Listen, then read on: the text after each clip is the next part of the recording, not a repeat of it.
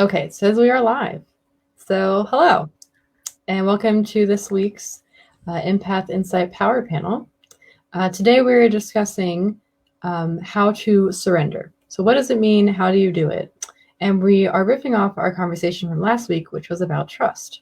So, if you cannot trust yourself, and if you do not trust yourself, then you can't really surrender without the trust. So, how do we get to the next stage?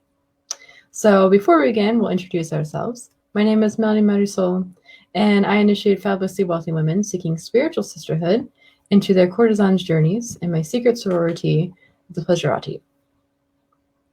And my name is Marina Mcgreggor. I help women root deeply into their personal power through sessions within my business, S.O.S Guidance.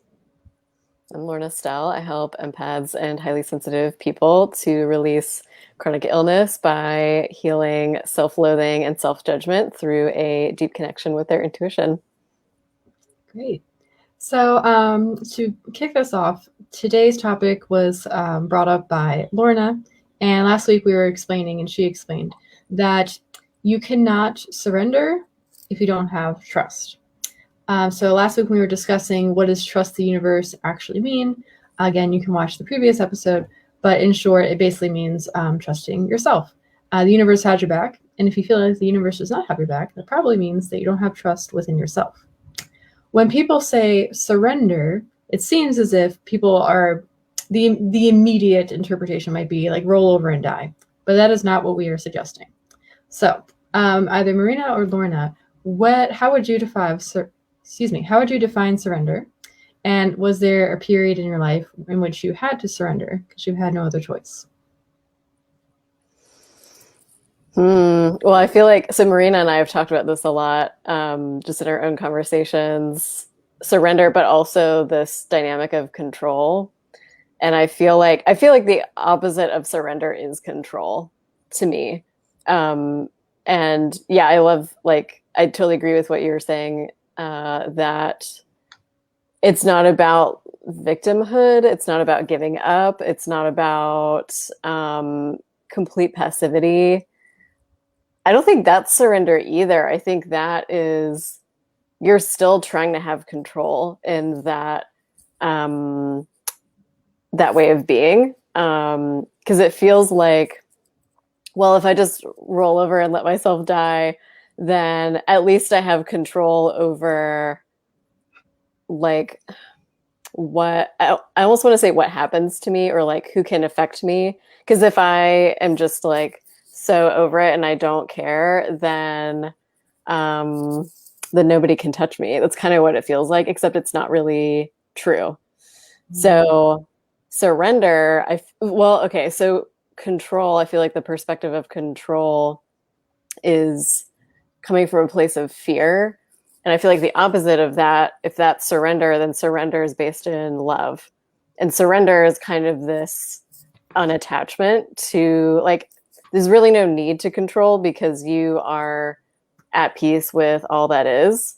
And so there's no need for, well, this has to be different, or, well, this isn't good enough, and all of that stuff. So surrender feels like a full embodying of who you are right now and what your life is right now. And yeah, to come full circle, you really can't do that unless you have some level of trust with yourself and with whatever your relationship with the divine is.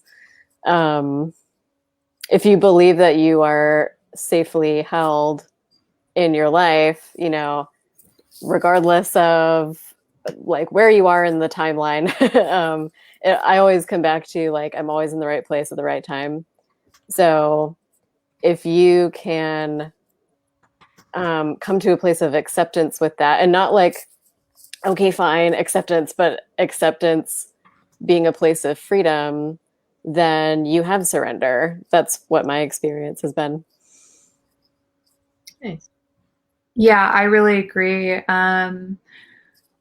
I think that surrender is really, I don't know if you can surrender fully if you don't have some sort of faith in something higher than yourself, because it's hard to let go of control. Really, for me, I feel like the process of surrendering is it's not, kind of like what Lorna was saying, it's not caring, but it is like at the same time. And yeah, me and Lorna have talked about this like in depth before. And I feel like it's kind of this like weird in between process where are you doing all that you can do on your own? Like, are you taking all the action steps that you need to take? Okay, great. Now it's about letting go, I think, more mentally, because you know that you're doing everything that you can in the physical and you can't control everything in your life, right? Especially things that are not really in the physical. You can't just think your way super hard into like holding on to something. My kind of specialty is love and self-love and shadow integration.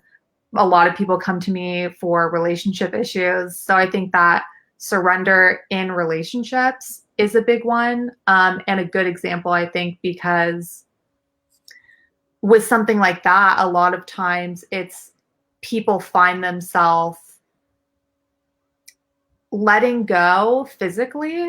Like I've seen a lot of people like, oh, I've just taken a step back from the situation physically, but maybe mentally you are still there and and it's holding you back in a lot of things because you're not letting go, you're not surrendering, and you're not believing that everything is working out for your highest good.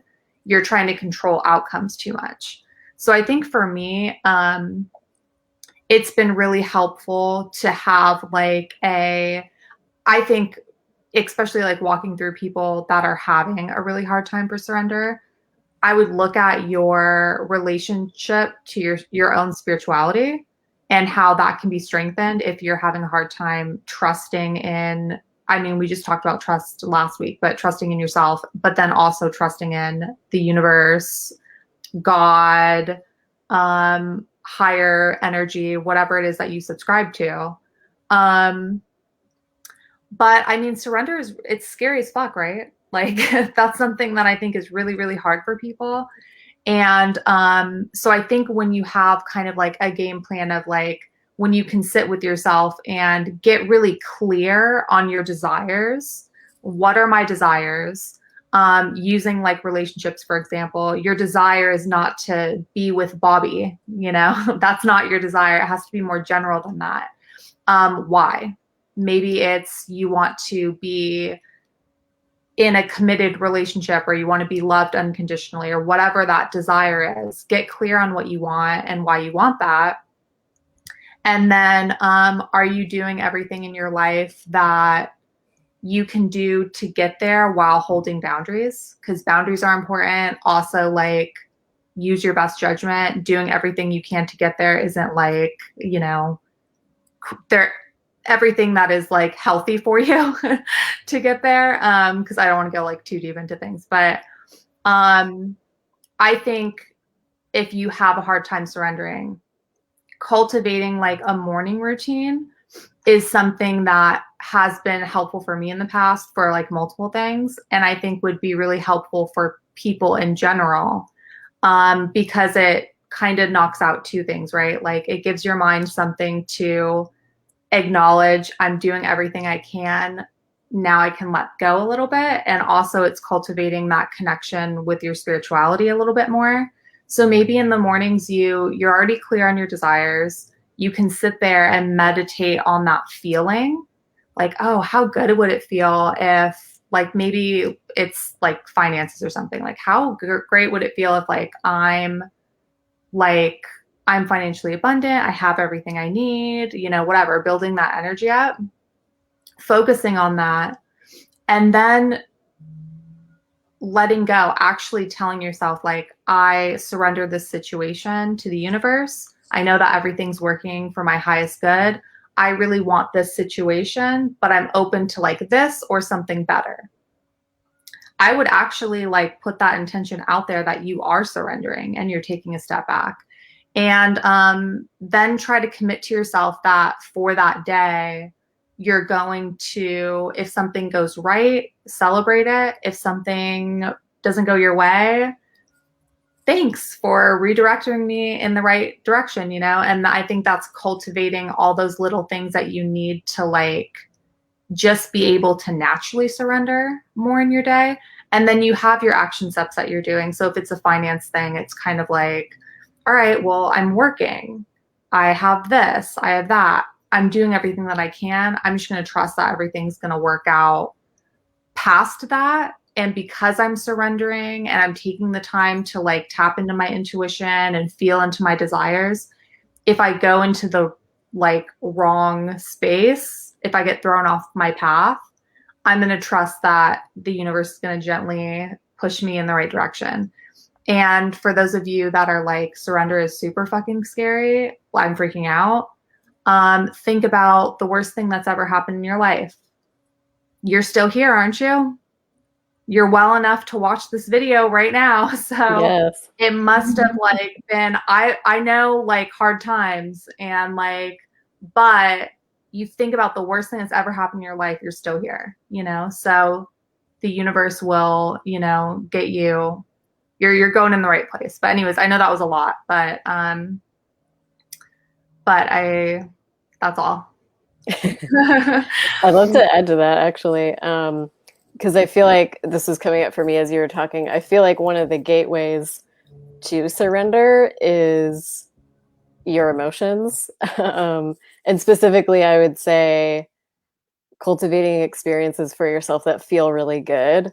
And it can be like the teeniest, tiniest thing, like eating half a square of chocolate or like dancing to a song for 2 minutes. I'm thinking of that because I'm thinking of clients of mine who have done this, and this was a huge part of their healing process. These are people dealing with self-loathing. They hate themselves every day. They feel like their body's rebelling against them. They have chronic illness symptoms. They've like an inner critic on steroids. And that was where they started. And now where they are is like they've done a 180 because of just taking that simple step of what would actually feel good today. And then all the other stuff kind of starts to fall away. It might sound crazy or but like when you and really it comes back to the body. I'm always coming back to the body, but when you come back to feeling good in your body, even for like 30 seconds, it's a like you don't have to do anything to surrender. You're already doing it. Like that's what it is. And that, like, if you're dealing with chronic illness, if you're dealing with anything that you feel like you're just not happy with in your life, this can already start to alleviate those patterns for you. And surrender is a big part of it. And it leads to this like, over time, you can create a new baseline for yourself of unconditional love and joy. And I feel good in my body. And you know, I'm not so attached to the way things go all the time because I know everything's working out for me. It's not to say we're perfect all the time, but you can start to raise your baseline from like, I feel really horrible all the time and I'm not happy with anything to actually it feels really fucking good to be alive today. Like I can just be here and be alive and it's great. And again, it's this balance of like, am I trying to control everything? Am I allowing surrender to just be who I am and where I am right now? So I wanted to share that. Oh, you're muted, Melanie. Sorry about that. I just want to say before we go on, Ben commented, hello. He said, hi, everyone. So, hey, Ben. Watching us. Thanks for coming. Yeah. So I was going to share an episode, my goodness, of an example of when surrendering is necessary for like a real life example. So when I first moved out to Los Angeles, my roommate and I were having challenges on finding a place. Mostly it was a place that was reasonable in the rent, was in a safe area of town, and, you know, had a nice landlord, because I always require a nice landlord. I want someone to be responsive, but like not micromanaging us. And we were really set on moving to Santa Monica. And for some reason, we just could not find a place there. When we did find a place, we were just experiencing negativity from potential landlords, just blatant racism towards my roommate, like real talk. The other landlords were fighting and getting back with us. And the energy around Santa Monica was just like, kind of like, get out of here. But it wasn't in like a mean way. It was just like, this isn't the place. My roommate and I kept forcing it. So after the third place just not working out and falling through, we're like, okay, both of us had to get our egos under control and surrender and assume that maybe we were being redirected to a better place.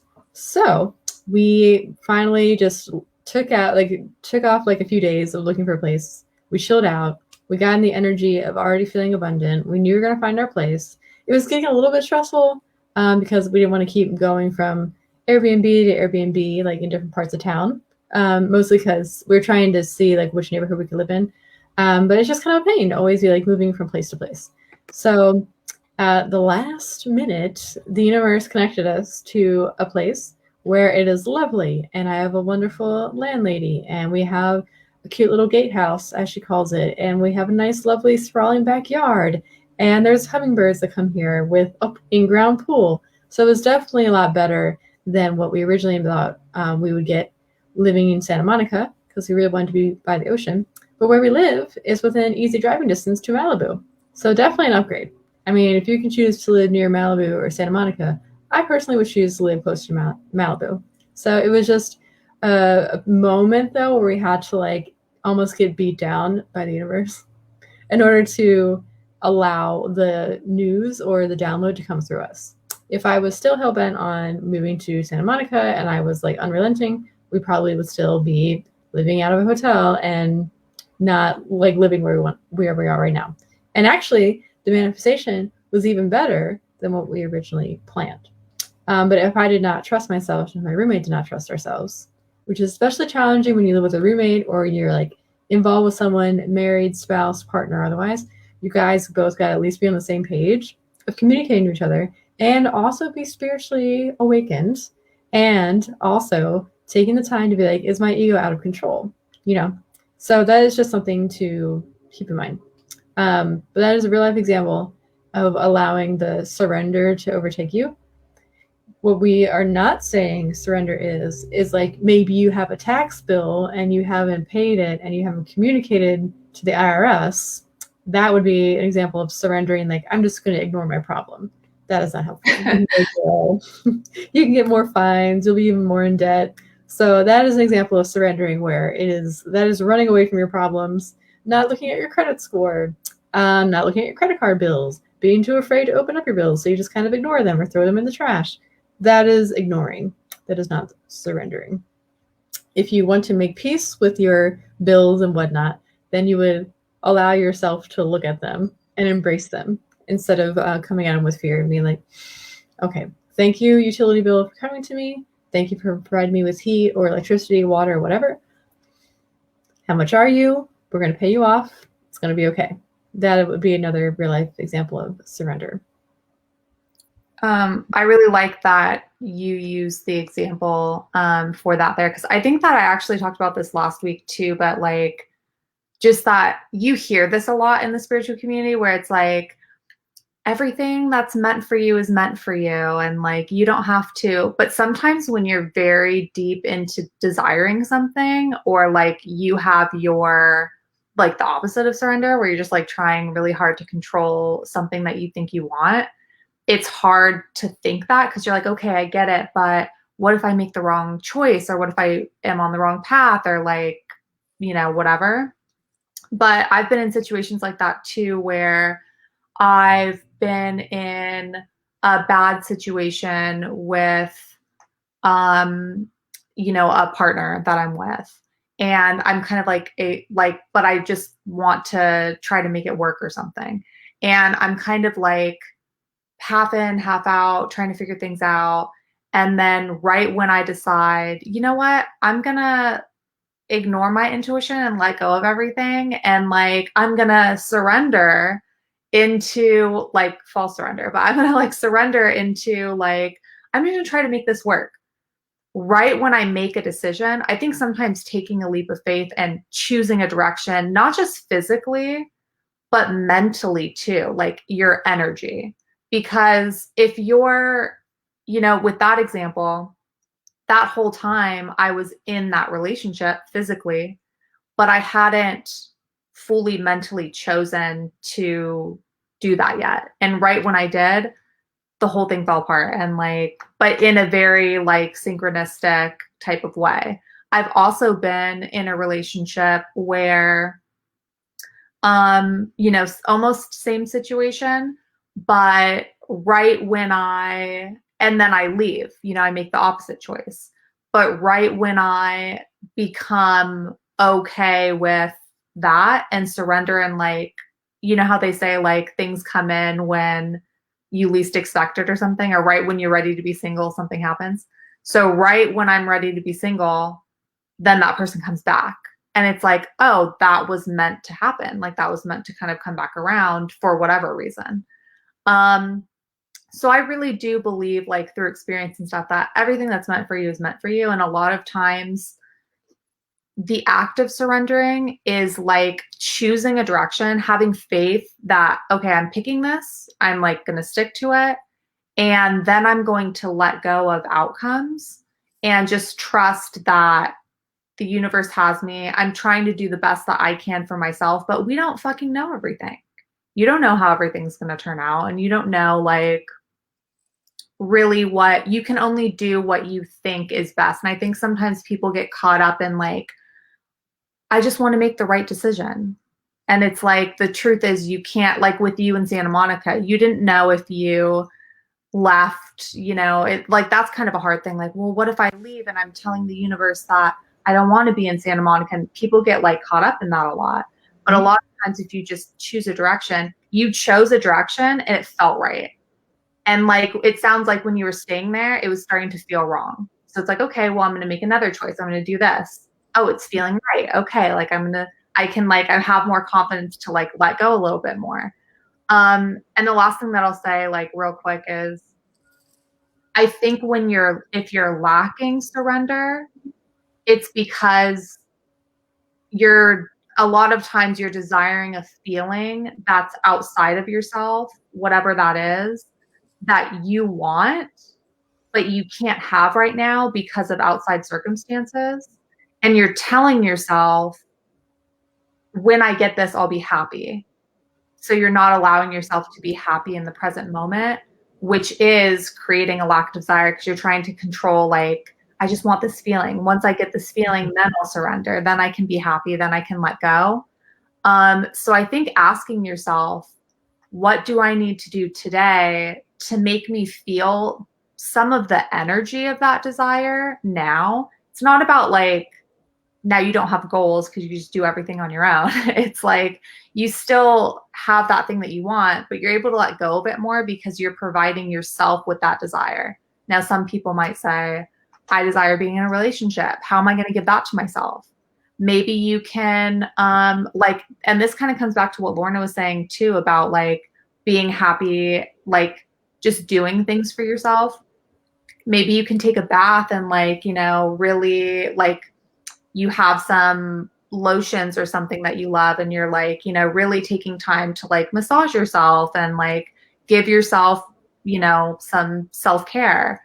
Maybe I go to the grocery store and I buy a bougie cupcake or some muffins. I used to go to it's like a small market, so no one would, but like the equivalent of like a small market Whole Foods, and literally black out and just buy like 5 pumpkin zucchini muffins, and I would eat them all. And I had no shame. I felt great about it. And I think that like doing that, you know, sometimes those are the things that it's like, go buy yourself a muffin, go take yourself out, go like, but let yourself feel that like, oh, I feel great about myself right now. I'm like, I feel that desire that I was looking for outside of myself. And I think that when you're caught up doing that and being happy in the present moment, it allows you to kind of like, you still have that intention, but you kind of forgot about it and you kind of let it go. And it allows like the universe to come in and give that to you. So I don't know. That just kind of came up.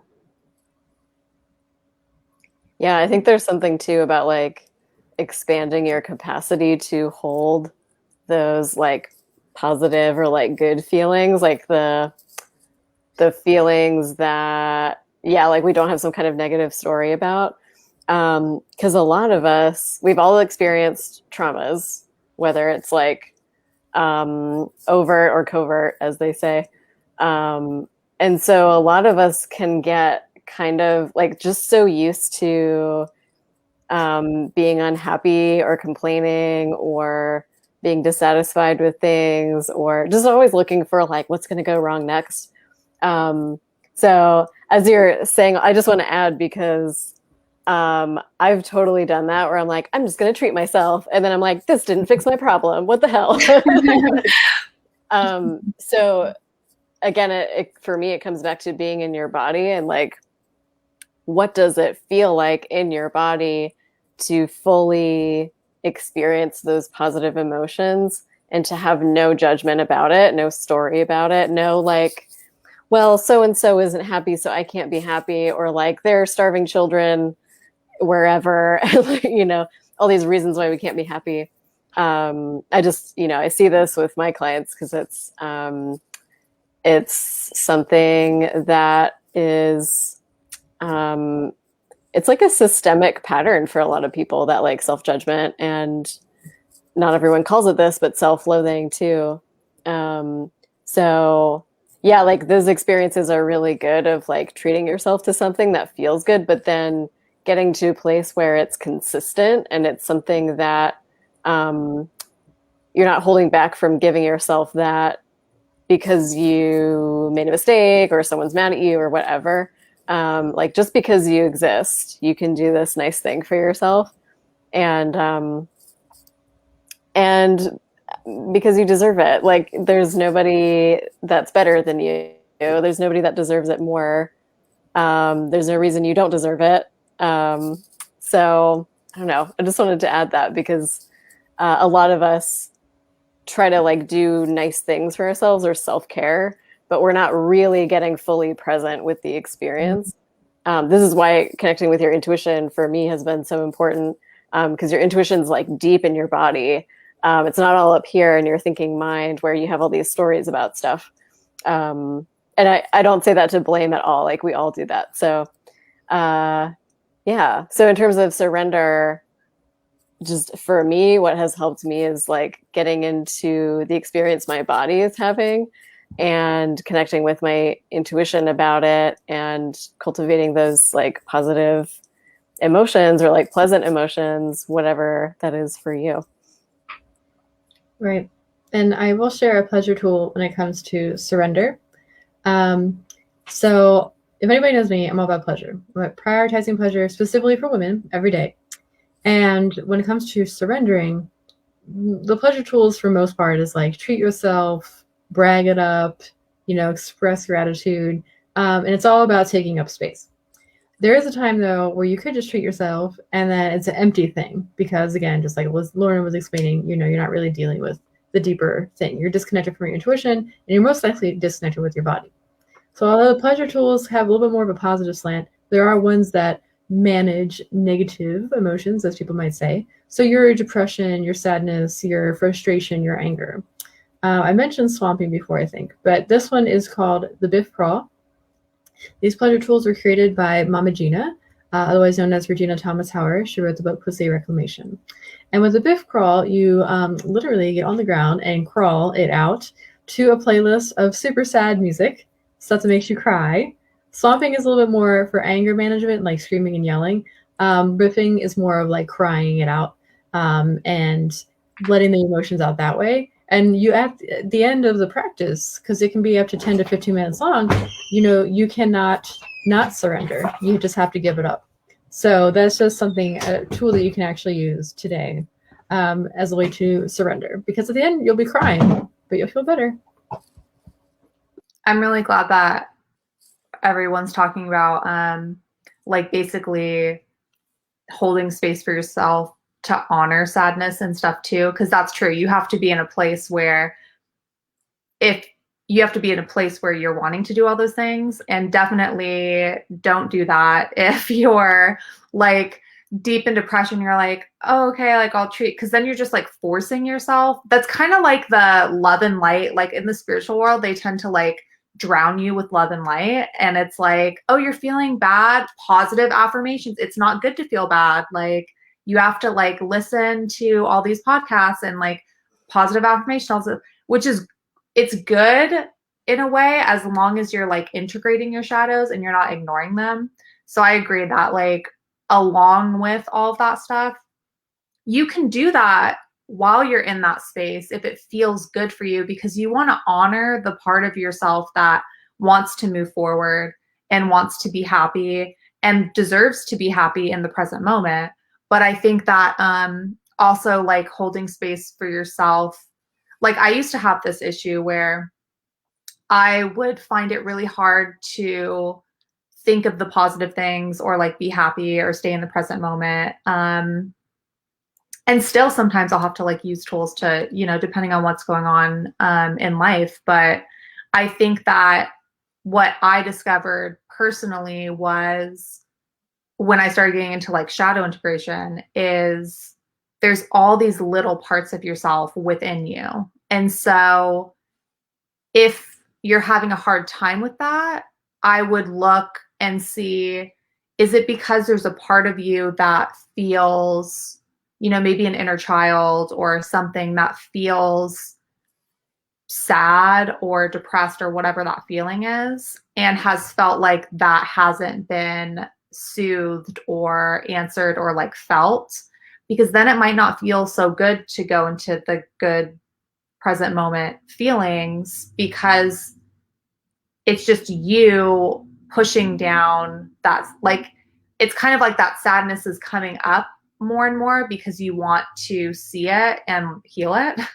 So yeah, I would say that you could do both, and just, you know, trying to hold a container where, like Melanie said too, with tools and stuff, to where you can allow yourself to feel that for a certain amount of time a day, but then you're not fusing with it and drowning in it and letting it become your whole life.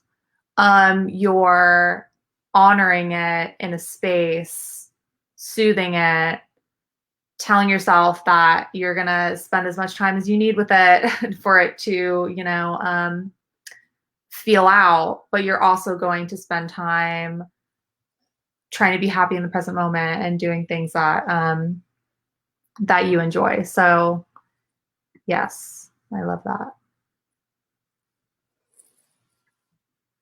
Okay, well, it seems like we are concluding this episode of the Empath Insight Power Panel, unless Lorna, you have anything to add? Well, I actually have a new offer that aligns really well with what Marina was just saying. So I'll, when we come to sharing that, I would love to share that. That's all. Do it right now. We can begin now if you like. Yeah. So I have a new session that I'm offering called Vitality Activation Sessions. So these can be one time. You can book a series of them if you like, but it's basically exactly what Marina was describing. I was like, are you reading my mind? And so that's yeah, exactly what it is. It's a finite container of time. I like to do an hour and 15 minutes, and we get on a video call, or it can be an audio call. And basically you have that space that's completely safe, confidential, non-judgmental. And if you're experiencing, for example, I had a client who did a session with me, and I think she had like 5 days of migraines before this, and was feeling pretty miserable, feeling really lethargic and depressed and really heavy. And that was even before the migraines. So this is like, there's a lot of energy in them that really wanted to move. And that's how we heal. It's like we get stuff moving in your body. So through those sessions, basically we get present with what's the thing that you want to change right now. So it could be lethargy. It could be, I feel like I don't love myself and I don't know why. I feel all this resistance to money. Like, it could be so many things, but of course I focus with self-loathing and self-judgment and chronic illness. And so in that container of time, we can do, I'll tailor it to you. So it could be a meditation, it could be movement, but either way, we are getting really present with what the experience is within your body of those emotions. helping you connect really deeply to your intuition. If you're not familiar with your clairsenses, we'll discover what those are. And you'll find, it might sound like it's a really long time, but you'll find over the course of that session, it moves through your body, it transmutes, it like if you see things, your vision of it might change, it changes color, the feeling, emotions change within you. And so like my client who did that, she was saying she felt really blissed out when we were done, which is like the opposite of having a migraine. And she felt really, really good for like pretty much ever since then. So it really just clears a lot of stuff out, and I've just found it to be really powerful. So yeah, so if you want to cultivate some surrender, if you want to be free from depression and heaviness and that inner critic and all of that stuff, like anything that's really weighing you down, I'm really excited to offer these. And they are, for a limited time, I'm offering them for $197. So that's what I'm doing now.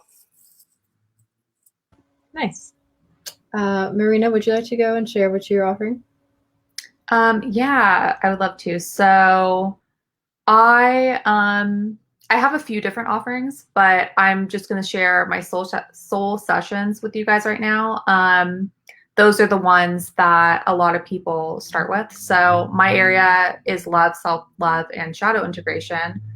So it's really about coming back to yourself and feeling deeply that love within you. So a lot of my clients have a hard time feeling and getting those things from themselves, and relying a lot on outside circumstances. So I always say, like, prioritizing the relationship with yourself and improving your relationships with others in turn, because everything's connected. So it's really a soul session is really a roadmap to finding unconditional love by loving yourself unconditionally. All sessions start with a personalized activation meditation to help you reconnect with your divine feminine power, the essence of your desires, and cultivate a sense of safety within your body, so we can begin to uncover what's keeping you stuck in old patterns. What are your desires? What do you believe are blocking you from that? So let's create a roadmap to leave you with a clear direction and action steps to start you on your journey. Actually, I didn't even think of this until I started talking about this, but for people that have issues with surrender, this is probably a really good place to start, because a lot of the stuff that I was talking about has that. So it's really leaving you with just small action steps that you can start to cultivate to get you a little bit more solid on your desires and surrendering to the universe. If you're single, if you're in a relationship, if you just went through a breakup and you're yearning for that feeling of wholeness and unconditional love, or if you just want to form a deeper connection with yourself, come see me at SOSguidance.com. I think Melanie has a link in there too, but they're soul sessions. So yeah. Great. And I will conclude, since we're talking about moving heavy energy. I will be one of the summit guests at the West Coast Women's Reproductive Center's Enhance Your Fertility Summit. That is going to be on April 25th, held at 1 to 4 p.m. Eastern time, or excuse me, Pacific time. So with that, we're going to discuss ways in which you can holistically enhance your fertility. So we're not necessarily super anti-Western medicine, but we're also trying to combine it with other ways that you can naturally enhance it. For anybody that's been having experiences with miscarriages or feeling like it's too much of a challenge to get pregnant, there is help for you. There is alternative. And so I will be working with Dr. Tina Cooper-Smith at the West Coast Women's Reproductive Center. She is a gynecologist and physician with over 30 years of experience. So she will be leading that, and I will be there as a guest at the summit to discuss some pleasure tools that you can use right away so that actually you can surrender to the infertility struggles you might be experiencing by also embracing them so that you can integrate and heal them. So I also will have a link for their Eventbrite in the description. You can sign up, and that will be on April 25th, 1 to 4 p.m. So I think this concludes our episode for today. If you are watching live, thank you very much for the support. Thanks for watching us. If you're watching the replay, please use hashtag Team Replay and comment below. If there's any questions you have about surrender, we will answer you. I hope you take advantage of one of our offers for today, and we will see you guys next week. Bye.